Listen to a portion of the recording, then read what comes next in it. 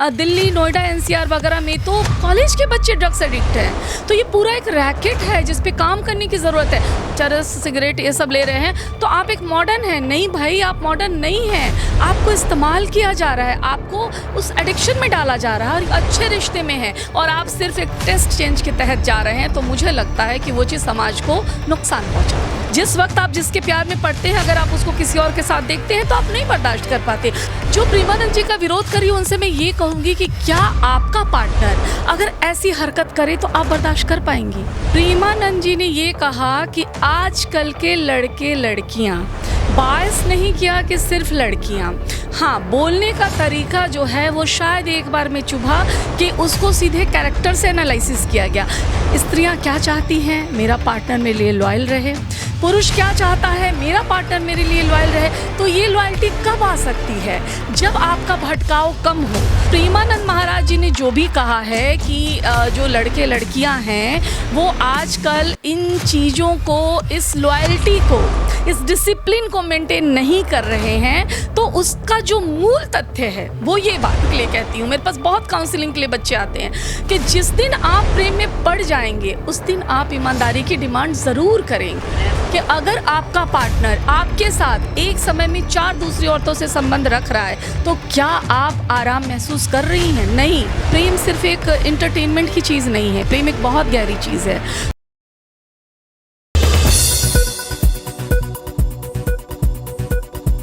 रिंकेश जी, पहले तो मैं ये बताऊं कि अगर इस विषय पे मैं एक स्वतंत्र चेता महिला की तरह, प्रगतिशील महिला की तरह भी बात करूं, जिस बात को लेकर मुद्दा उठाया जा रहा है कि स्त्री विरोधी बयान है, तो इसमें 2 चीज़ें देखनी होगी। प्रेमानंद जी ने ये कहा कि आजकल के लड़के लड़कियां, बायस नहीं किया कि सिर्फ लड़कियां, हाँ बोलने का तरीका जो है वो शायद एक बार में चुभा कि उसको सीधे कैरेक्टर से एनालिसिस किया गया। लेकिन जब हम इसको साइको बेसिस पे देखते हैं, साइकोलॉजिकल बेसिस पे देखते हैं, एक रिलेशनशिप काउंसलर की तरह अगर मैं बात करूं, तो सारी आज़ादी के बावजूद, स्त्री विमर्श के बावजूद, स्त्रियां क्या चाहती हैं? मेरा पार्टनर मेरे लिए लॉयल रहे। पुरुष क्या चाहता है? मेरा पार्टनर मेरे लिए लॉयल रहे। तो ये लॉयल्टी कब आ सकती है? जब आपका भटकाव कम हो, जब आप बहुत ज़्यादा तरफ नहीं भटकेंगे, तभी तो आ सकती है। तो कहने का आशय ये था कि हमारा एक डिसिप्लिन मोड तो होना चाहिए। आज़ादी एक अलग की चीज़ है। मैं ये नहीं कहती कि किसी स्त्री को जीवन में सिर्फ एक ही पुरुष के साथ बंध के रहना ज़रूरी है। ये भी मैं पब्लिक फोरम से कह रही हूँ।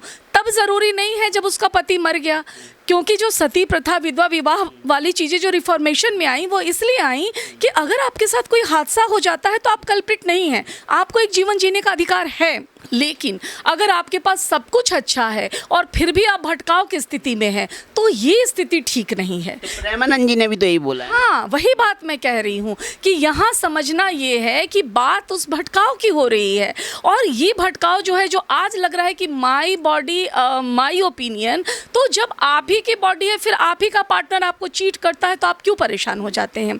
तो प्रेमानंद महाराज जी ने जो भी कहा है कि जो लड़के लड़कियां हैं वो आजकल इन चीज़ों को, इस लॉयल्टी को, इस डिसिप्लिन को मेंटेन नहीं कर रहे हैं, तो उसका जो मूल तथ्य है वो ये बात है। नष्ट हो जा रहा है। हाँ, उस बात को नहीं समझा जा रहा है, उसको सीधे विमर्श और आज़ादी से जोड़ा जा रहा है। तो विमर्श और आज़ादी का मतलब ये नहीं है कि आप जानबूझकर किसी को चीट करें।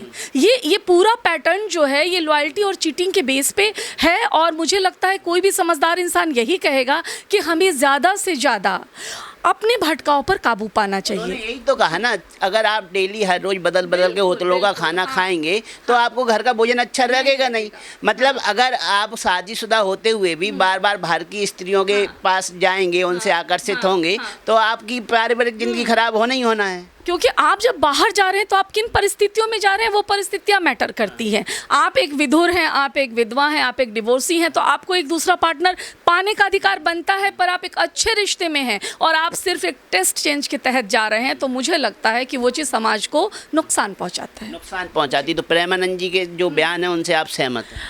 हाँ, मैं सहमत हूँ। कहने का तरीका थोड़ा और बेहतर हो सकता था। उस चीज़ को थोड़ा और भी एक जिसे गरिमामय तरीके से कहा जा सकता था। उस बात को इसी डिसिप्लिन लगता है कि प्रेमानंद जी गरिमामय तरीके से अपनी बात नहीं रखते हैं, क्योंकि मुझे लगता है जहाँ तक मैंने उनको सुना है, नहीं एक मिनट, जहाँ तक मैंने उनको सुना है उनसे गरिमामय स्थिति में तो कोई बात ही नहीं करता है। लेकिन जो चैनल्स पे जिस तरह से बस एक उनके वर्ड को काटा गया है, तो मेरे हिसाब से या तो उनका पूरा का पूरा वो वर्जन आना चाहिए, और दूसरी बात ये है कि जो ये एक लाइन को जो मीडिया ने एक हाइप क्रिएट किया है, तो उसको एक गलत तरीके से गलत नैरेटिव की तरह यूज़ किया गया है। वो नहीं होना चाहिए था मीडिया की तरफ से। मीडिया की तरफ से गलत नैरेटिव पेश किया जा रहा है।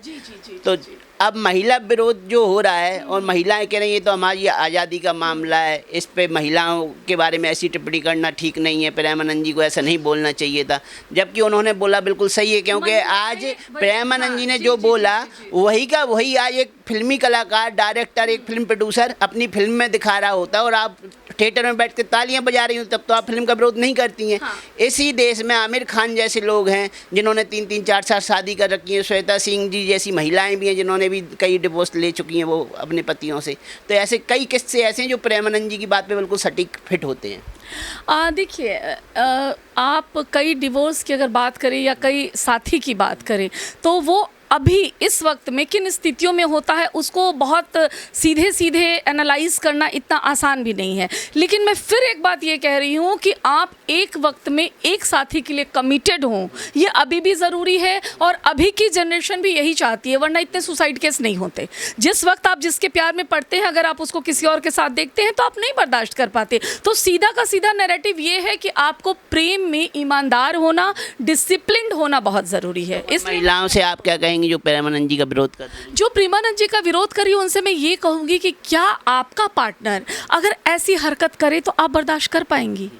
एक सीधा सा सवाल है। इस चीज़ को अगर वो अपने ऊपर लेके देखेंगी कि हमारी आज़ादी, सही बात है कि हमें हमारी आज़ादी चाहिए, स्त्रियों को आज़ादी चाहिए, हम लगातार लड़ रहे हैं, लेकिन हम जिस रिश्तों की बात कर रहे हैं, जिन संबंधों को बचाने की बात कर रहे हैं, अगर ये बिखराव, ये धोखा लगातार आपके साथ होता रहेगा तो क्या आप उसमें कंफर्टेबल होंगी?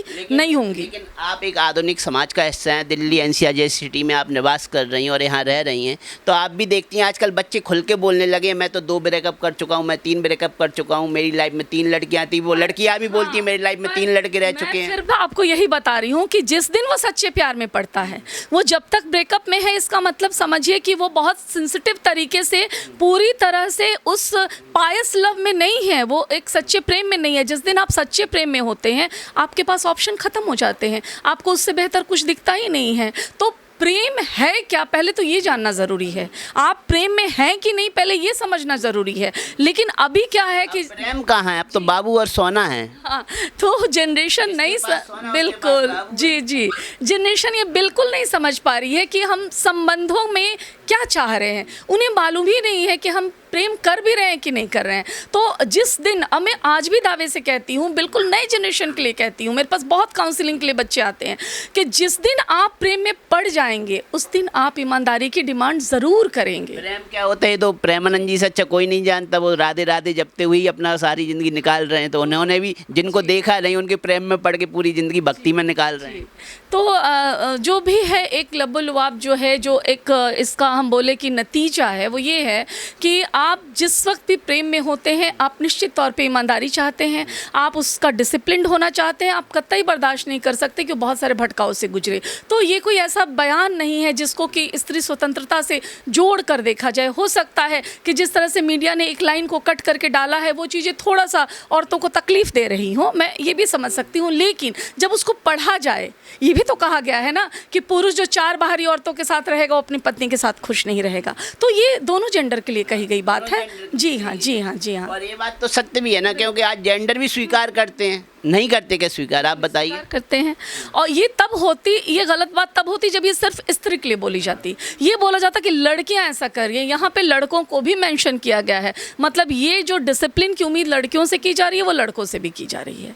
तो मुझे नहीं लगता कि इसमें बहुत ज़्यादा हाय तौबा जैसे मचाने वाली कोई बात है। इस बात को समझने की ज़रूरत है। आपकी लव लाइफ की बात करें तो कैसी रही होगी? देख एक समय तो आप भी उतर रही होंगी, तो रॉयल्टी कितने मायने रखती है? जैसे प्रेमानंद जी ने रॉयल्टी की बात की, तो रॉयल्टी कितनी मायने? देखिए रिंकेश जी, प्रेम के मामले में मैं ये मानती हूँ कि वो उम्र की मोहताज नहीं होती। आप किसी भी उम्र में कभी भी किसी के प्रेम में हो सकते हैं, है ना। और अगर आप संवेदनशील हैं, जैसे मैं एक राइटर हूँ, सोशल एक्टिविस्ट हूँ, तो मैं सिर्फ एक पर्सन मतलब एक पुरुष के प्रेम में नहीं होती, मैं पूरे समाज के प्रेम में होती हूँ।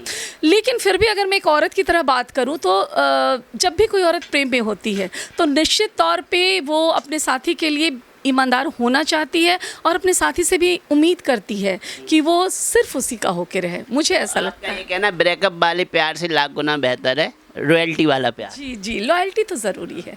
हाँ बिल्कुल बिल्कुल, लॉयल्टी के बिना मुझे नहीं लगता कि प्यार चल ही नहीं सकता। लेकिन उन्हीं को तो बुरा लग रहा है आज, जो महिलाएं हर महीने 2 महीने 6 महीने में अपना पार्टनर चेंज कर लेती हैं। वो लव नहीं है, वो प्यार है ही नहीं, वो प्यार नहीं है, वो एक तरह का जिसको आप इंटरटेनमेंट कहें कि it's a cup of T. Relationship आजकल इस तरह के भी होते हैं कि नहीं कोई नहीं, मुझे उससे कोई लेना देना नहीं, कल मुझे उससे मतलब नहीं रखना है, बट मैं उसके साथ हो रही हूँ। तो ये अपना अपना कंफर्ट जोन है। मुझे लगता है कि सारी औरतें इसमें कंफर्टेबल नहीं हो पाती। किसी पुरुष के साथ जुड़ते वक्त बहुत सारी सपने जुड़ते हैं, बहुत सारी उम्मीदें जुड़ती हैं। आपको ऐसा लगता है कि मुझे इसी के साथ रहना है, मैं आगे इसके बिना नहीं रह सकती।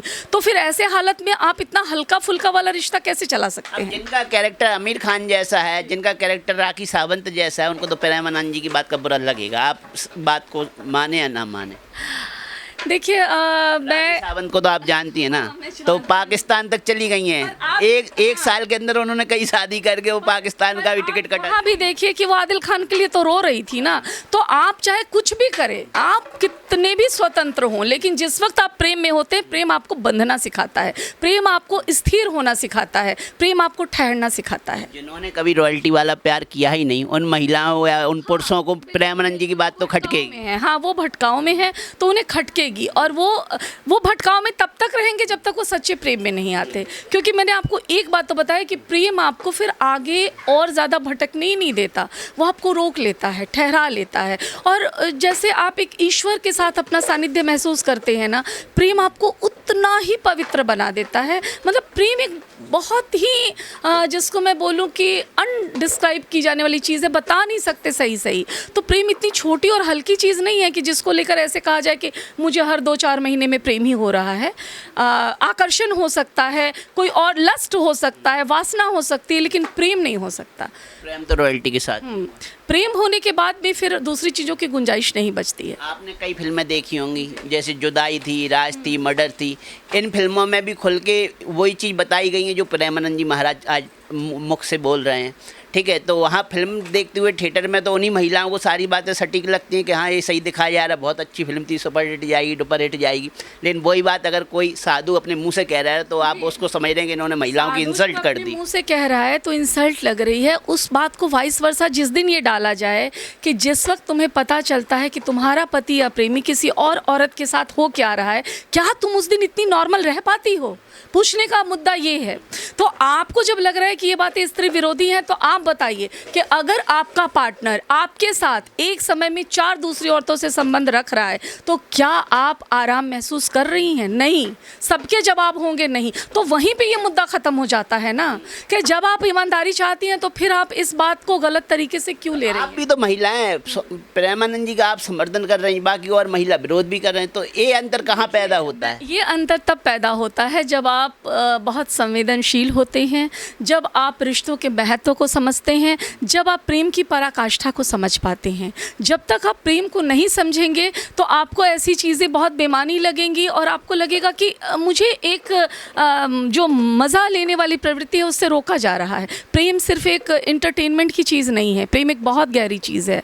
तो प्रेम करता हुआ इंसान जो है वो हमेशा इन बातों का समर्थन करेगा कि उसे उसका साथी ईमानदार चाहिए। समाज के लिए आप क्या संदेश देना चाहेंगे प्रेमानंद जी की तरफ से? प्रेमानंद जी की अगर बात आपको अच्छी लगी तो समाज को आप क्या संदेश दें? देखिए, मैं समाज को ये संदेश देना चाहूँगी कि आप जीवन में आज़ाद ज़रूर हों, स्वतंत्र ज़रूर हों, आपका अपना व्यक्तित्व ज़रूर हो, लेकिन उससे दूसरों का भला हो रहा हो। जिस स्वतंत्रता में आप दूसरे का नुकसान कर रहे हैं वो कभी उचित नहीं है, और भटकाव को आप स्वतंत्रता नहीं बोल सकते हैं। और विमर्श के मुद्दों को, खासकर स्त्रियों को ये बार बार समझाया जाता है कि आप अपनी बॉडी को जितना लिबरल कर रहे हो वो अच्छा है। तो ये भी एक पैट्रियार्की है, ये भी एक पुरुष सत्ता है जो आपको ज़बरदस्ती पोषित कर रही है कि आप उसके लिए उपलब्ध हो सके। अरे क्यों उपलब्ध हो सके? हमारी अपनी भी तो चॉइस होनी चाहिए। हम 10 लोगों के साथ होना चाहते हैं, हम किसी एक के साथ होना चाहते हैं। तो हम अपनी बॉडी पे जब अपना कंट्रोल नहीं रख सकते तो हम किस बात के आज़ाद है? हम किस बात की एक मजबूत स्त्री हैं? तो एक मजबूत स्त्री को हमेशा पता होना चाहिए कि वो इस्तेमाल की जाने वाली चीज़ नहीं है। ये हमेशा उसके दिमाग में होना चाहिए।